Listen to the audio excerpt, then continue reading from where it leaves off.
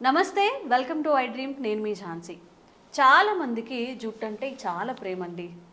ఎక్కువగా ఏవో ఒక ప్యాక్స్ వేసుకుంటూ ఉంటారు, ఆయిల్స్ చేంజ్ చేస్తూ ఉంటారు, యూట్యూబ్లో ఏది కనిపిస్తే అది ట్రై చేస్తూ ఉంటారు. బట్ రిజల్ట్ మాత్రం కనిపించరు. నిజంగా మనకి ఒత్తైన జుట్టు రావాలి అన్నా, హెల్దీగా ఉండాలి అన్నా మళ్ళీ మొదటికే ఆహారపు అలవాట్లు, మనం ఎలా ఉంటే మంచిది, ఏ ఆయిల్స్ వాడితే మంచిది. ఎవరిలో చాలా ఒక పెద్ద సమస్య కూడా ఏంటంటే గ్రే హెయిర్, తెల్ల జుట్టు నల్లగా అవుతుందా, కొన్ని వందల వీడియోస్ వస్తూ ఉంటాయి యూట్యూబ్లో.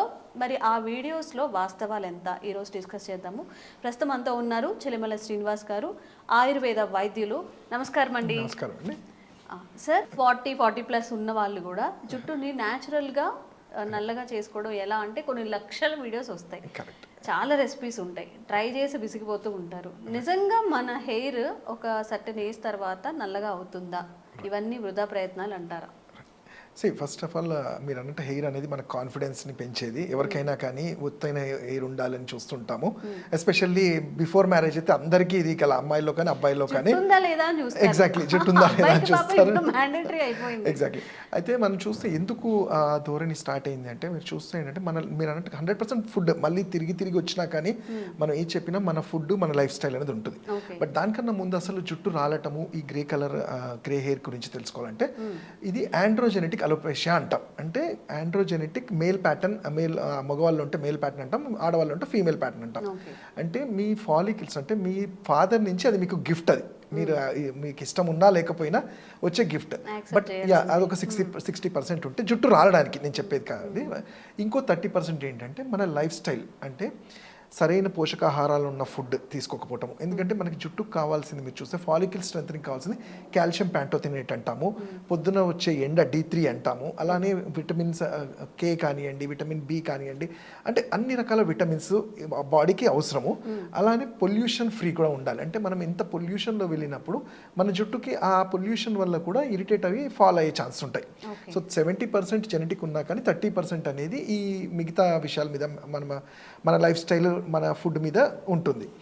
అయితే కారణాలు చూసుకుంటే ఇవైనప్పుడు మీరు అన్నట్టు మరి అది ఒక ఏజ్ తర్వాత ఏంటి అంటే, ఇప్పుడు జనరల్గా మీ పేరెంట్స్కి వాళ్ళకి హెయిర్ ఫాల్ లేకపోయినా వాళ్ళ క్యారియర్స్ అంటాం, వీళ్ళల్లో ఆ ఛాన్సెస్ ఉంటాయి. ఎందుకంటే వీళ్ళ వీక్ ఇమ్యూనిటీ వల్ల, ఇది చెప్పిన లైఫ్ స్టైల్ డిజార్డర్స్ వల్ల కూడా హెయిర్ ఫాల్ అనేది ఉంటుంది. కొన్ని ఇతర జబ్బుల వల్ల, లైక్ టైఫాయిడ్ కానివ్వండి, ఏదైనా వైరల్ ఎఫెక్ట్స్ వచ్చినప్పుడు కూడా హెయిర్ ఫాల్ అనేది చూస్తుంటాం. బట్ ఆ కండిషన్స్లో ఏంటంటే ఆ ఫీవర్ అవన్నీ తగ్గిపోయి మళ్ళీ అది బాడీ నార్మల్ అయినప్పుడు మళ్ళీ హెయిర్ గ్రోత్ అనేది చూస్తుంటాం. ఆడవాళ్ళలో కూడా ఏంటంటే ఈ హార్మోన్స్ వల్ల, థైరాయిడ్ అని కానివ్వండి, వేరే ప్రొజెస్ట్రాన్, ఈస్ట్రోజన్ హార్మోన్స్ దెబ్బతిన్నప్పుడు కూడా ఫస్ట్ థింగ్ చూసేది ఏంటంటే హెయిర్ ఫాల్ అనేది చూస్తుంటాం. అయితే ఇక్కడ గ్రే హెయిర్ అనేది ఏంటంటే మనకి తెలుసు అందరికీ, మన స్కిన్కి కొన్ని పిగ్మెంట్స్ ఉంటాయి, దాన్ని మెలనోసైట్స్ అంటాం. అలానే హెయిర్కి కూడా కలరింగ్ ఇచ్చే, ఈ హెయిర్కి కలరింగ్ ఇచ్చే ఈ మెలనోసైట్స్ అనేవి మనకి మన సన్ నుంచి కానీ మనకి ఈ రేస్ నుంచే వస్తుంటాయి. బట్ ఎప్పుడైతే మనము హార్ష్ రేస్కి వెళ్తాం, అంటే ఎండలో ఎక్కువ ఉండడం వల్ల సన్ రావటము, అలానే వాటర్ డిహైడ్రేట్ అవ్వటము, అంటే మనం వాటర్ సరిగ్గా బాడీకి హైడ్రేట్ చేయకపోవటం వల్ల కూడా ఎగ్జాక్ట్లీ. ఎందుకంటే మన వాటర్ అంటే డైరెక్ట్గా వాటర్ తాగకపోతే కాదు, మన బాడీకి హైడ్రేషన్ లేనప్పుడు బాడీ మీరు చూస్తుంటాం డ్రై అవ్వడం స్టార్ట్ అవుతుంది. డ్రై అవ్వడం స్టార్ట్ అవ్వడం అంటే ఏంటంటే ప్రతి కణంలో బాడీకి నరిష్మెంట్ జరగదు. అందుకనే కదా ఏ వ్యాధికి వచ్చినా ఏ డాక్టర్ అయినా ఎందుకంటే వాటర్ సరిగ్గా తీసుకోండి అంటాం. సో దట్ మన బాడీ హైడ్రేట్గా ఉంటే ఈ ప్రాబ్లమ్స్ అన్ని ఈజీగా సాల్వ్ అవుతాయి. అండ్ ఇంకోటి నేను చెప్పాను, ఇంతకుముందు ఎక్కువ ఎండకు వెళ్ళినా కానివ్వండి, ఆర్ ఇప్పుడున్న యూత్ జనరేషన్ ఎట్లా అంటే మార్కెట్లో ఏ మోడల్ అంటే ఒక సెలబ్రిటీ వచ్చి ఇది హెయిర్కి అనగానే దాని గురించి ఏం తెలుసుకోకుండా ఎటువంటి కెమికల్ బేస్డ్ అయినా కానీ వాటిని యూజ్ చేయటం వల్ల వాటికి ఉండే ఉపయోగాల కన్నా ఇంకా అవి వాటి వల్ల సైడ్ ఎఫెక్ట్స్ ఎక్కువ చూస్తున్నాం. అలానే ఇంకోటి ఏంటంటే మన పాతకాలంలో, అంటే ఇప్పుడు నిజంగానే చెప్పాలి తగ్గిపోయేది, మన స్కూల్స్ అంటే వెళ్తున్నప్పుడు హెయిర్కి ఆయిల్ పెట్టుకొని వెళ్ళేవాళ్ళం. అండ్ జనరల్ కారుతూ ఉండేది. అండ్ ఎగ్జాక్ట్లీ ఇక్కడ ఆయిల్ పెట్టడం అనేది జుట్టు రావడానికో జుట్టు కలర్కు కాదు. జనరల్గా ఏంటంటే మన బ్రెయిన్కి హైపోథాలమస్ అంటాం. ఈ హైపోథాలమస్ ప్రతి ఒక్కరికి బాడీ టెంపరేచర్ కన్నా చాలా ఎక్కువ ఉంటుంది, అది ఈ స్కాల్ప్లో ఉంటుంది, స్కాల్ప్ కింద. సో ఈ హైపోథాలమస్ ఎప్పుడైతే వేడి ఎక్కువ జనరేట్ చేస్తుందో ఫాలికల్స్ అనేవి బర్న్ అవుతాయి. అంటే ఫాలికల్స్కి కావాల్సిన స్ట్రెంత్ తగ్గిపోయి ఫాలికల్ అంటే ఏంటి, హెయిర్ రూట్లో ఉండేది ఫాలికల్స్ రాలిపోవటం వల్ల కూడా మనం చూస్తున్నాం. అందుకనే బయటికి వెళ్ళినప్పుడు అంటే క్యాప్స్ పెట్టుకొని వెళ్ళండి, స్కార్ఫ్స్ పెట్టుకొని వెళ్ళండి, వీలైతే ఆయిల్ కూడా పెట్టమంటాం.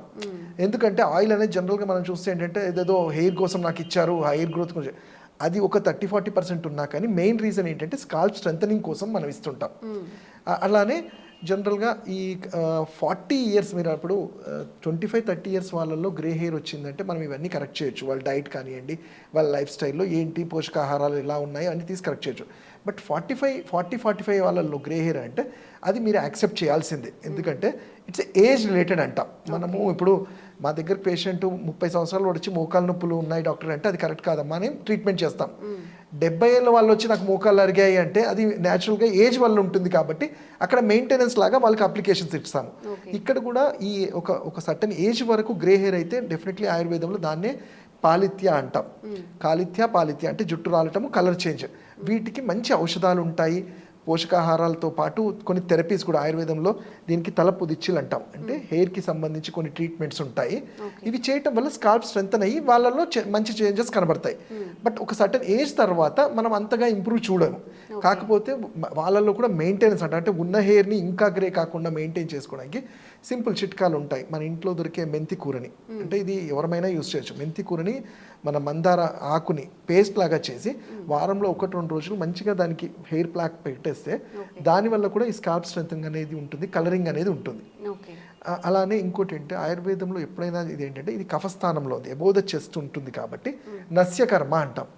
సింపుల్గా మనకి దొరికే ఆవు నెయ్యిని రోజు పొద్దున 4 చెక్కలు ముక్కులో వేసుకోవడం వల్ల స్కాల్ప్ ఆక్సిజనేషన్, మీరు చూస్తే వింటుంటారు ప్రాణాయామం చేస్తే 1000 వ్యాధులు తగ్గుతాయి అంటారు. ఎందుకంటే అది నిజమే. ఇక్కడ మేము ఇచ్చే నస్యకర్మలో కూడా ఆ ఘృతం అనేది ఆక్సిజనేట్ చేయటం వల్ల స్కాల్ప్ వీక్ అవ్వకుండా ఉంటుంది.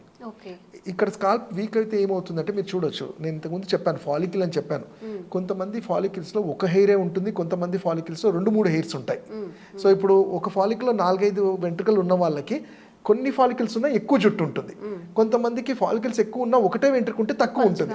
సో అట్లీస్ట్ అక్కడ వరకన్నా ఈ నస్యం కానివ్వండి, మేము ఇచ్చే ఔషధాలు ఫర్ ఎగ్జాంపుల్ ఆరోగ్యవర్ధిని వాటి అంటాము, భృంగరాజ వినే ఉంటారు. ఇవన్నీ కూడా చాలా తక్కువ గోరువెచ్చగా 4 drops తీసుకోవాలి. 4 drops ఎర్లీ మార్నింగ్ వేసుకుంటే బ్రష్ చేయగానే వేసుకొని కఫం లాగా వస్తుంది, చేయాలి.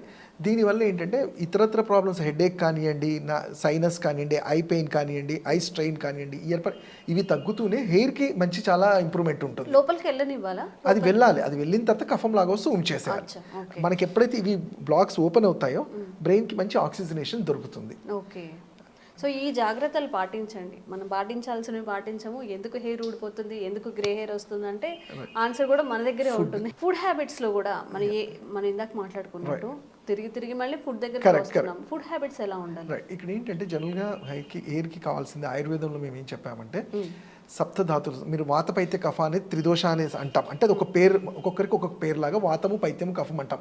అలానే సప్తధాతు కాన్సెప్ట్ అంటాం. అంటే రస, రక్త, మాంస, మేధ, అస్థి, మజ్జ, శుక్రం, lymphatic system, blood circulatory system, muscular system, reproductive system అనేవి ఈ 7 సిస్టమ్స్ ఉంటాయి మన సిస్టంలో, మన బాడీలో. ఇవి సరిగ్గా ఉంటేనే మనం హెల్దీ అంటాం. బట్ 5000 సంవత్సరాల క్రితమే ఆయుర్వేదంలో ఏం చెప్పబడిందంటే ఈ సప్తధాతువుల మలమే, అంటే మల ధాతువుకి ఉండే దాంట్లో వేస్ట్లో నుంచి వచ్చే మంచిది కూడా ఉంటుంది. అదే మన గోర్లు అండ్ వెంట్రుకలు అని, ఇది పితృజ లక్షణాస్ అంటాం. అంటే ఫాదర్ నుంచి వచ్చేది. అంటే శుక్ర ధాతువు ఏదైతే రసరక్త మాంసం ఏదో అస్థి మధ్య శుక్రం నుంచి వచ్చే వేస్ట్లో కూడా వీటికి ఉపయోగపడే ఉంటాయి. అవి గోర్లు అండ్ జుట్టు అంటాం. సో అయితే నేను ఇక్కడ చెప్పేది ఏంటంటే జుట్టు అంటే ఉట్టేదో పెట్టగానే ఆయిల్ పెట్టగానే అది ఆ టెంపరీగా వెళ్ళిపోతుంది. బట్ మీ బాడీ అనేది బ్యాలెన్స్డ్గా ఉందా లేదా అనేది అక్కడ చాలా ఇంపార్టెంట్. సప్తధాతువులు కరెక్ట్గా ఉంటే ఆటోమేటిక్గా మీ స్కిన్ కానివ్వండి, హెయిర్ కానీ మంచిగా ఉంటుంది. వీటికి ఫుడ్ అనేది ఏంటంటే మనం చెప్పేది ఏంటి, ఇప్పుడు ఫుడ్కి నేను ఇంతకు చెప్పినట్టు కాల్షియం ప్యాంటోనిత్ కానివ్వండి, కాల్షియం ఇలాంటివి రిచ్ కావాలి కాబట్టి నాన్ వెజిటేరియన్స్ అయితే ఎగ్స్లో హై ప్రోటీన్ ఉంటుంది. నాన్ వెజ్ తీసుకోవడం కానివ్వండి, అదర్ ఫిష్ కానివ్వండి, చికెన్ కానివ్వండి, ఎగ్స్. అలానే వెజిటేరియన్స్లో అయితే సోయా చంక్స్ అంటాం, మన మీల్ మేకర్ లాంటిది. అలానే చెరుకు రసం కానివ్వండి, పాలు, పెరుగు, ఇలాంటి మంచి ఫ్రూట్స్ కూడా అన్ని రకాల ఫ్రూట్స్ మనము ఇన్ బిట్వీన్ మీల్స్ అంటాం, అంటే లంచ్కి డిన్నర్కి మధ్యలో ఉన్న టైంలో ఫ్రూట్స్ లాంటివి తీసుకోవడము, అలానే ఆవు నెయ్యి కూడా చాలా మంచిది మన డైట్లో తీసుకోవటము. వీటన్నిటి వల్ల అండ్ ఆయిలేషన్ అనేది compulsory weekly once or twice ఉండాలి.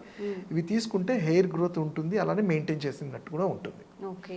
సో ఈ ఫుడ్స్తో పాటు జనరల్గా ఏంటంటే మనము ఇంకొకటి ఎక్సర్సైజ్ అంటాం, అంటే మనకి ఇప్పుడు మోకాలు నొప్పులు జాయింట్స్ వచ్చినప్పుడు ఎలా ఎక్సర్సైజ్ చేస్తామో జుట్టు రాలడానికి కూడా హెయిర్ ఫాల్ కూడా ఒక మంచి ఎక్సర్సైజ్ అంటే ఏం లేదు, మన కోంబ్ ఉంటుంది కదా, వుడెన్ కోంబ్ తీసుకొని ఒక అంటే మీరు రోజుకి ఒక 2-3 సార్లు దువ్వుతూ ఉంటే ఇంకో 2-3 సార్లు దాన్ని కోంబింగ్ చేయటం వల్ల బ్లడ్ సర్క్యులేషన్ అనేది ప్రాపర్గా అవుతూ ఉంటుంది.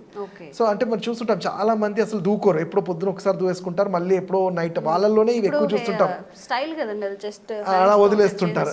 సో నేను చెప్పేది ఏంటి, ఈ నంబర్ ఆఫ్ టైమ్స్ మీరు కోమ్ చేసుకోవడం వల్ల కూడా ఈ సర్క్యులేషన్, ఈ క్యాపిలర్ సెల్స్ ఏవైతే ఉంటాయో, ఈ క్యాపిలరీ సెల్స్ అనేవి అవి కొంచెం యాక్టివేట్ అవుతూ ఉంటాయి. ఓకే. ఓకే.